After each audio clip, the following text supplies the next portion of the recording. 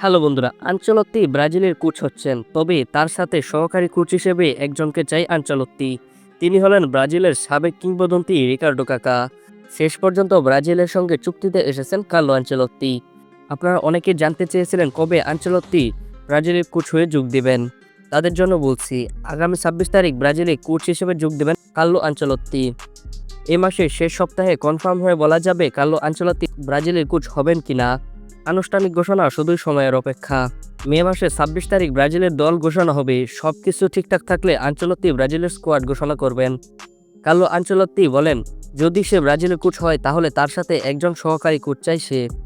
তবে এ তালিকায় সবার প্রথমে রয়েছে রিকার্ডো কাকা। কাকা ইতিমধ্যে কোচিং ক্যারিয়ারে তার নাম লিখিয়েছেন। ব্রাজিল প্লেয়ার নির্বাচনের দায়িত্বে থাকতে পারেন তিনি। তবে যেহেতু দুজনই কোচ হচ্ছে, তার মানে খুব তাড়াতাড়ি ব্রাজিল ফিরবে তাদের স্বরূপে। কারণ রিকার্ডো কাকা হচ্ছেন ব্রাজিলের একজন অভিজ্ঞ প্লেয়ার এবং কার্লো আনচেলত্তি হলেন রিয়াল মাদ্রিদের একজন অভিজ্ঞ কোচ।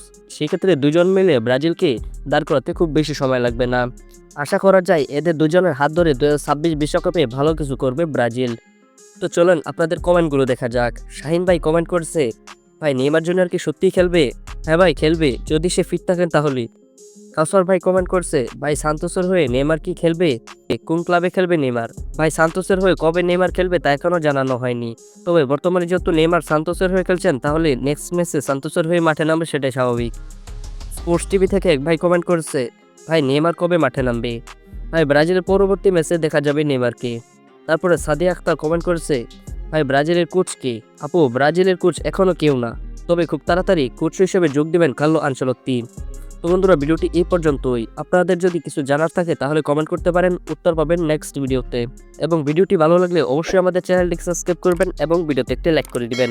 তো বন্ধুরা, আজকের মতো এই পর্যন্তই। সবার কাছে বিদায় নিচ্ছি। সবাই ভালো থাকেন, সুস্থ থাকেন। আপনার সাথে দেখা হচ্ছে পরবর্তী ভিডিওতে। আল্লাহ হাফিজ।